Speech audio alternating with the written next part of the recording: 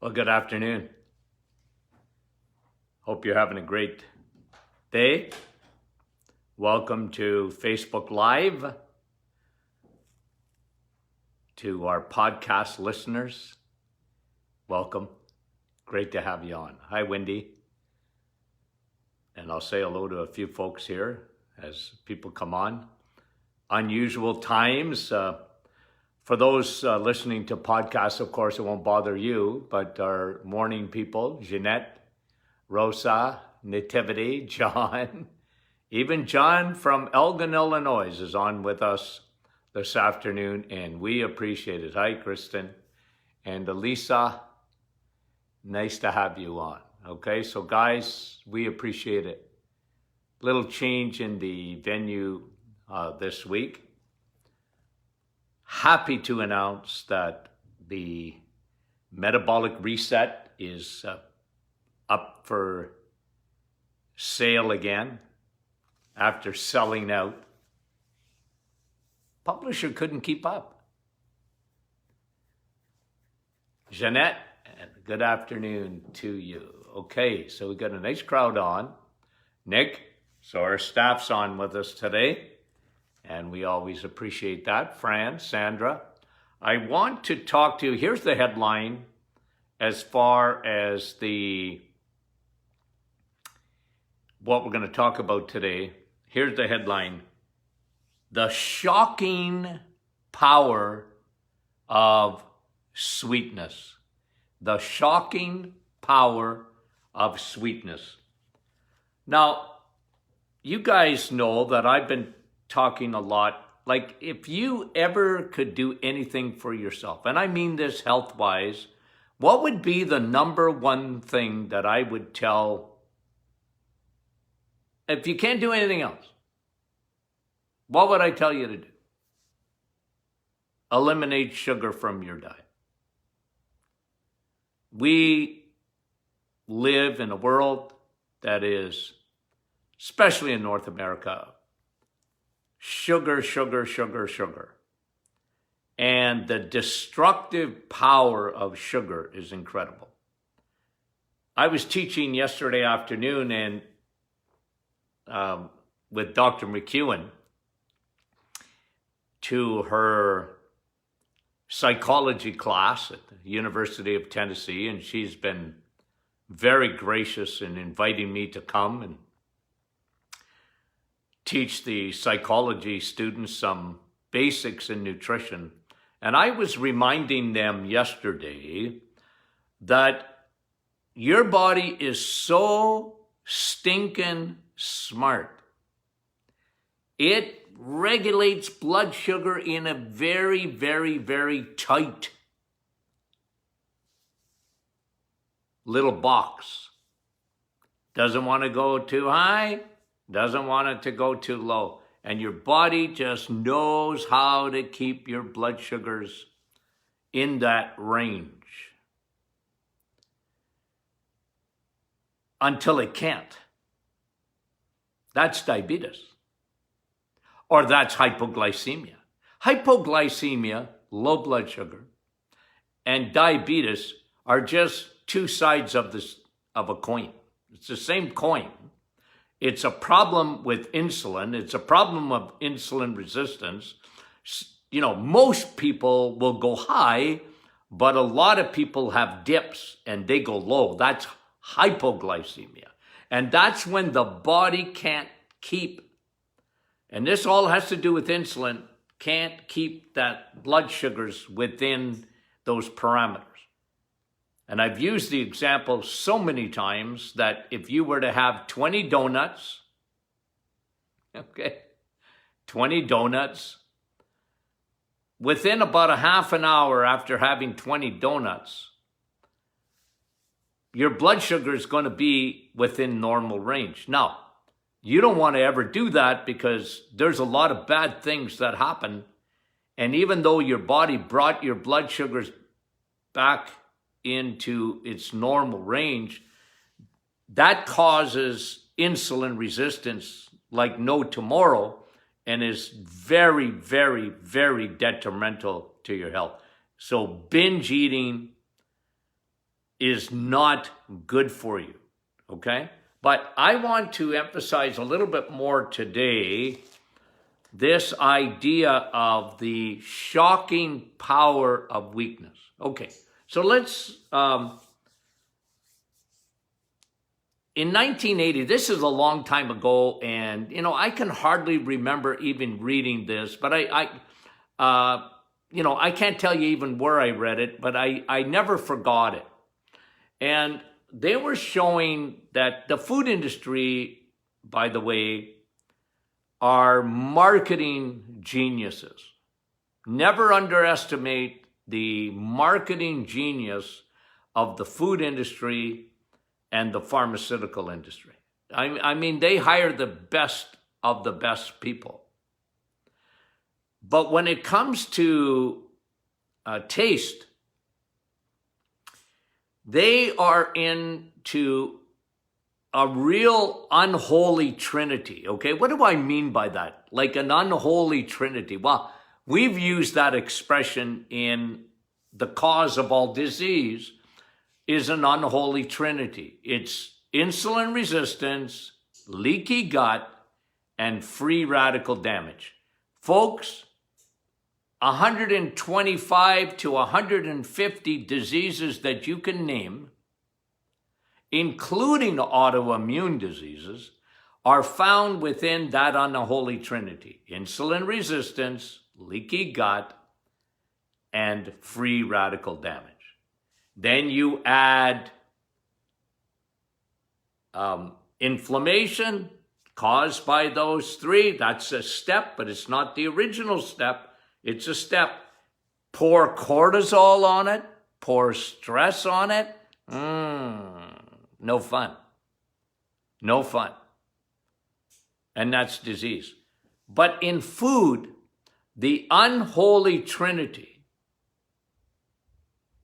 is sugar, fat, and I'm going to explain that because I don't want, somebody said on the Facebook Live yesterday, I was reading, she made a point. She says, I'm confused.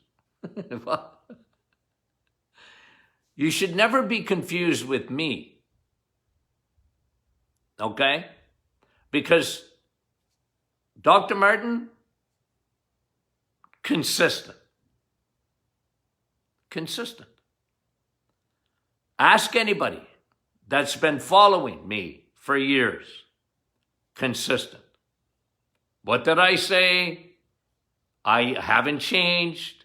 I mean, I'm always learning, always studying, always looking for information. If I ever stopped looking for information, guys, would someone send me a memo to get off the air?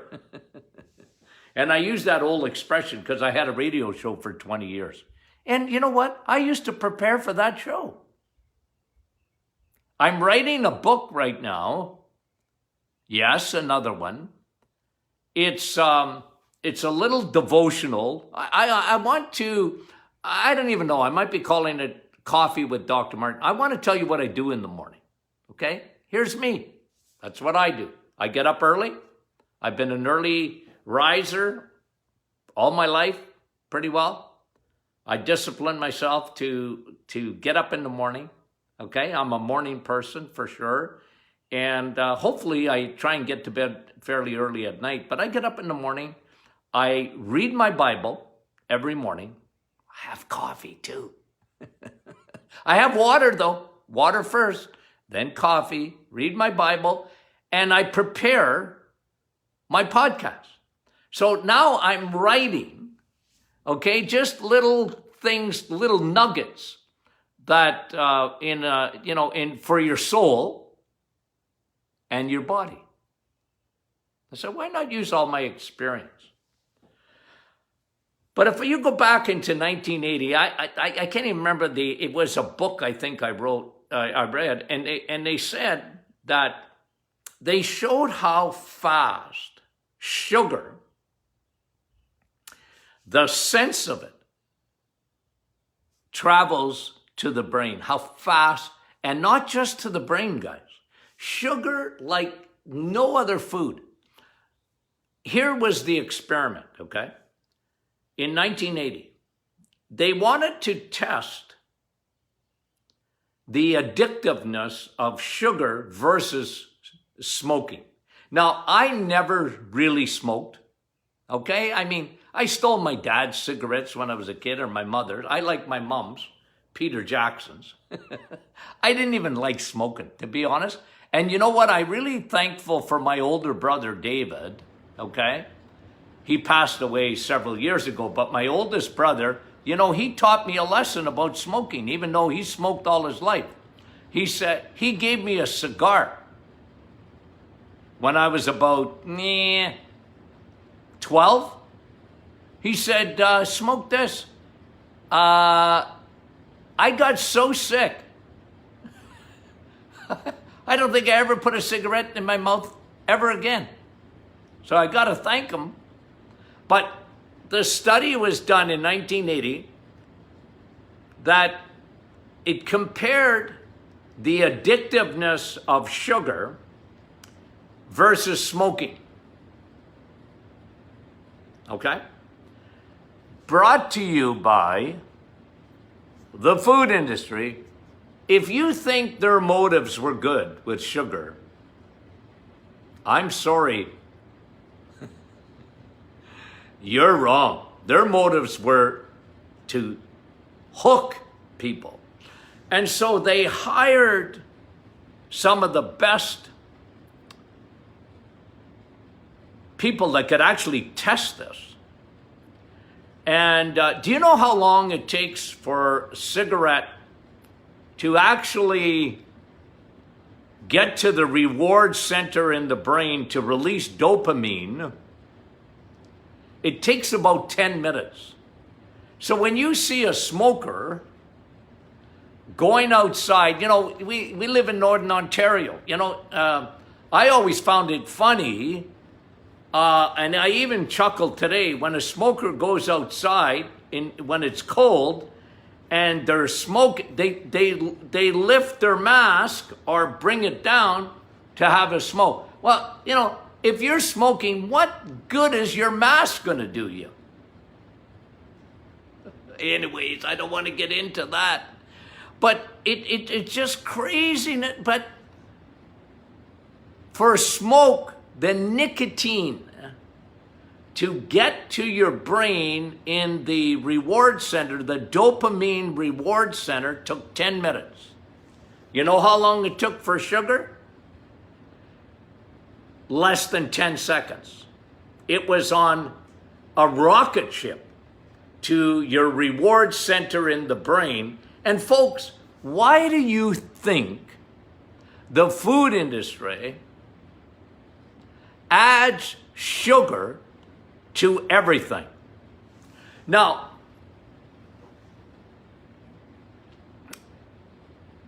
I want you to think of the implications of that. I want you to think seriously of the implications of that. The shocking power of sweetness. The shocking power of sweetness.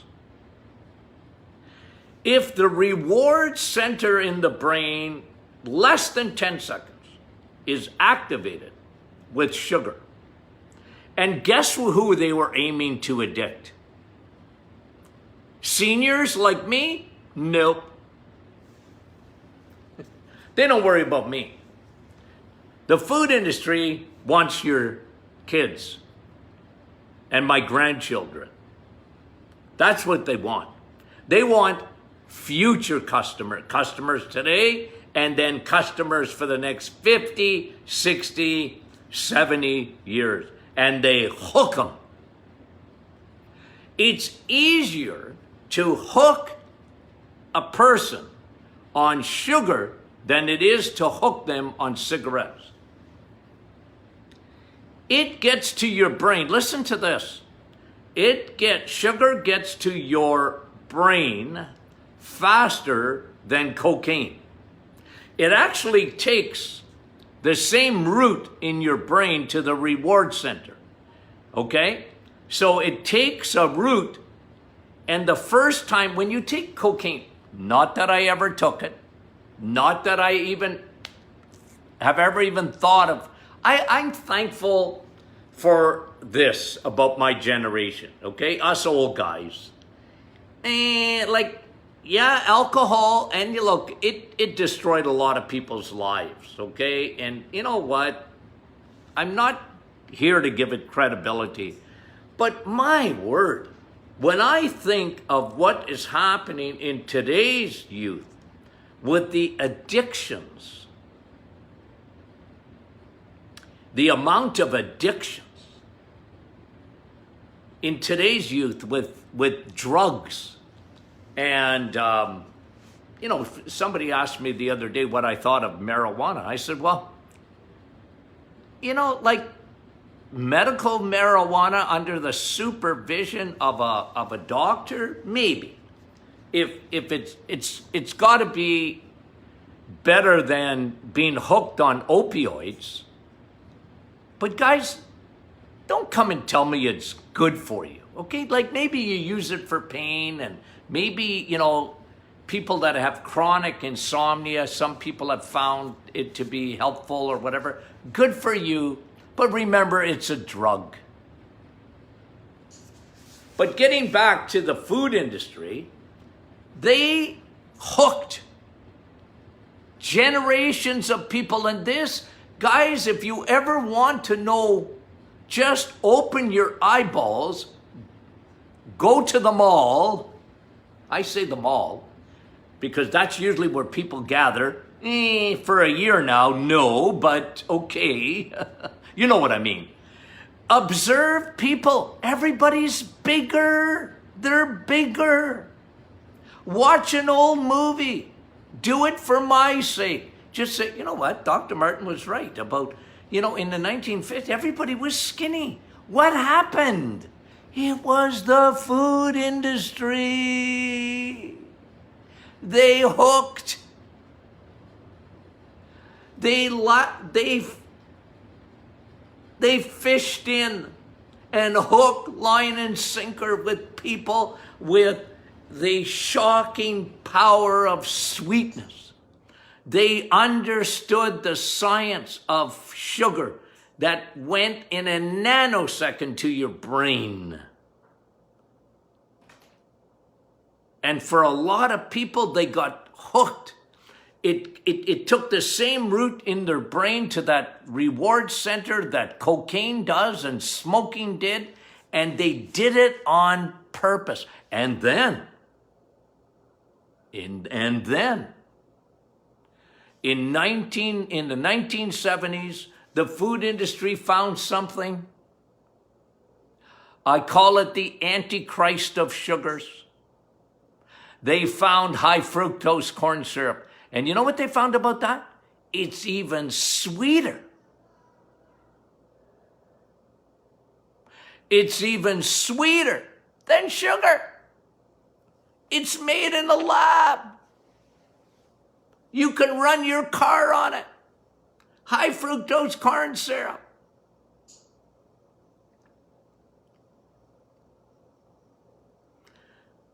And they created an unholy trinity with sugar being number one and the high fructose corn syrup being their choice because it's in everything, from salad dressing to whatever. And then they hide it. In my book, I talk about 92 different names that they give it.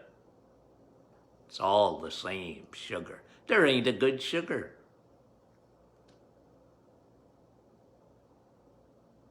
They're not putting maple syrup in food. It's too expensive. And anyways, I don't want you even having maple syrup. We live in a different world today. The shocking power of sweetness. And how fast it arrives at the brain. And the power of addiction to sugar. So when you see someone that's big,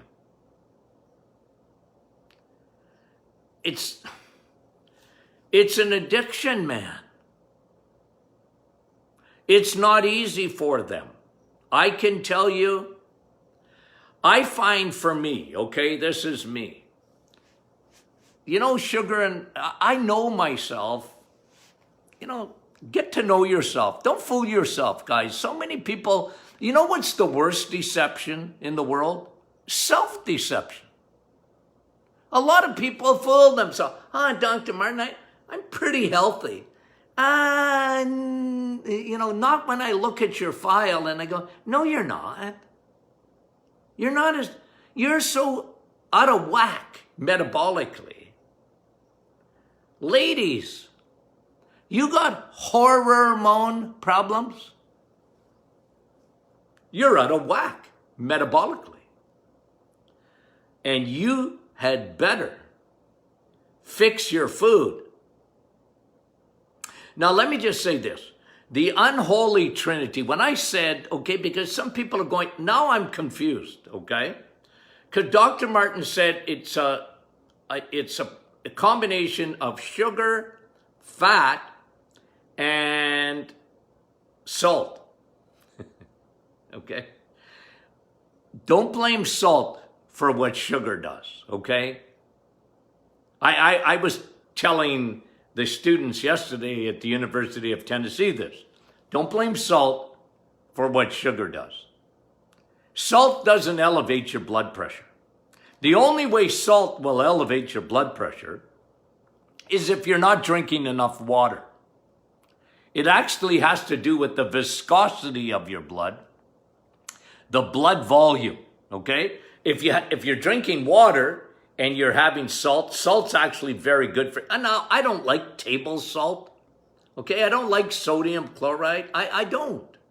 I like real salt. So get a good Himalayan salt, a pink salt, or a sea salt, a good sea salt.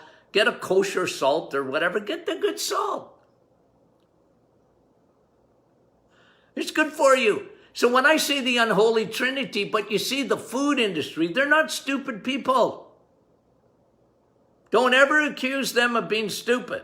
They're not stupid. They're into a billions and billions of dollar industry.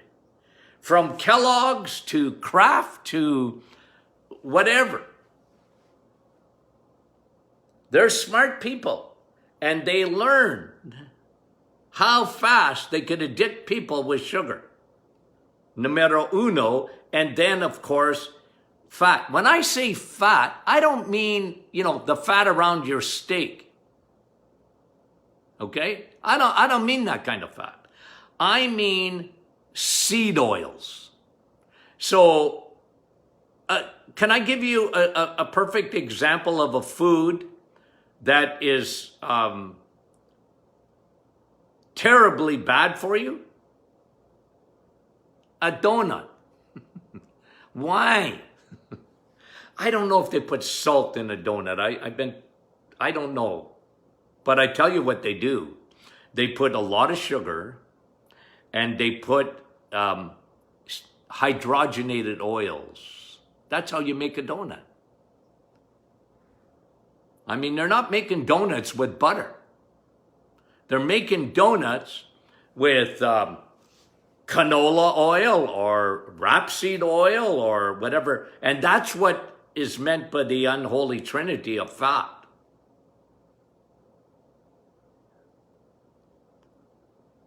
And even salt adds taste. So, but I'm not too concerned about the salt. I'm concerned about the sugar and the hydrogenated oils that they use to hook you.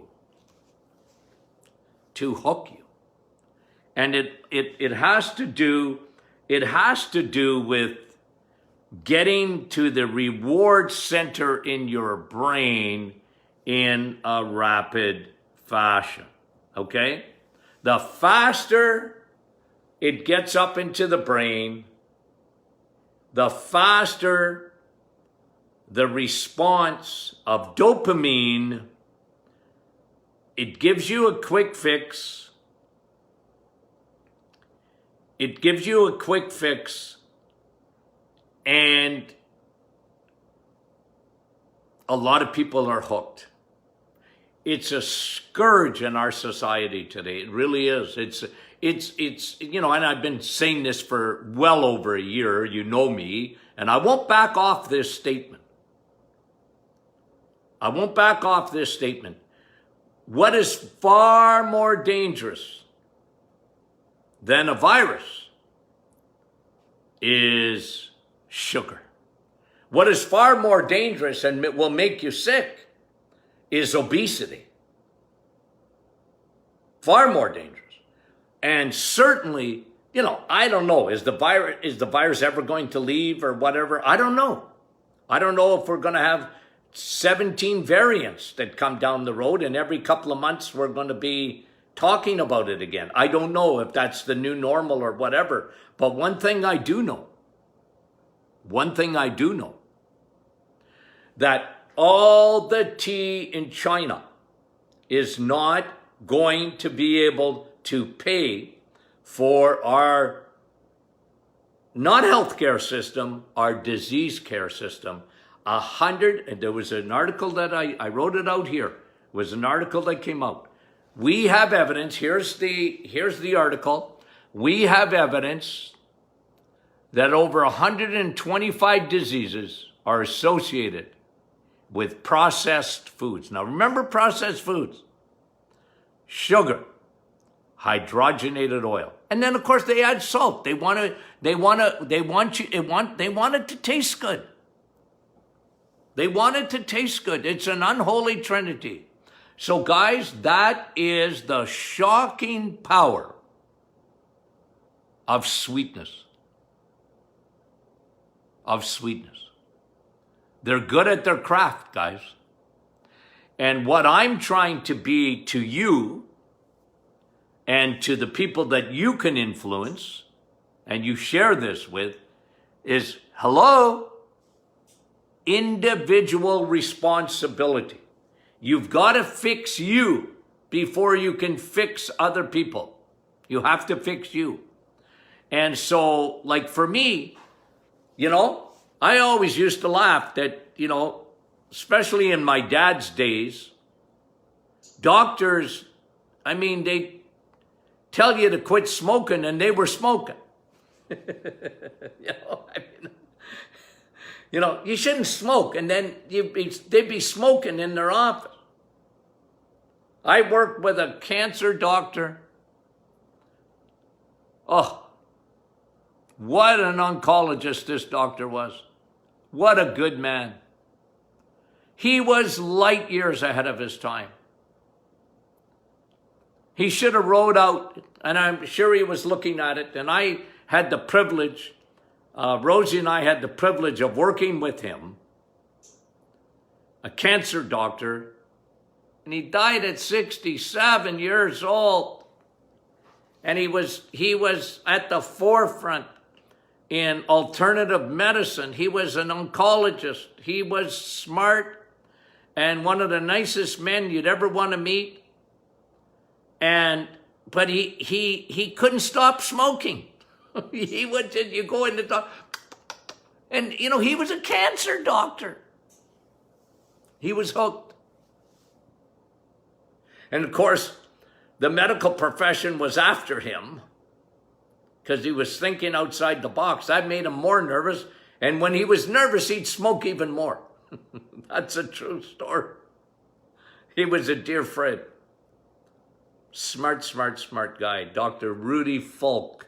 Oh, what changes could have happened possibly in medicine with that man? Anyways. Okay.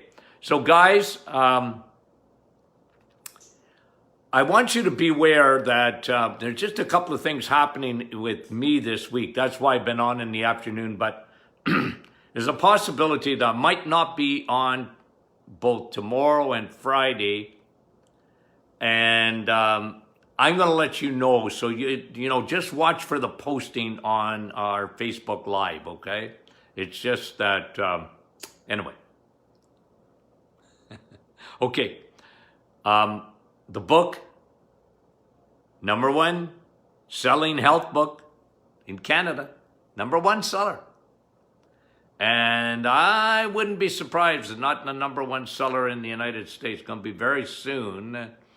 It's back in stock, guys. So if you've been waiting on that, then make sure you take advantage of that, okay? And we love you dearly. Thanks for all the support. We appreciate you. You have no idea how much I love my crew and love you guys, okay? Talk to you soon.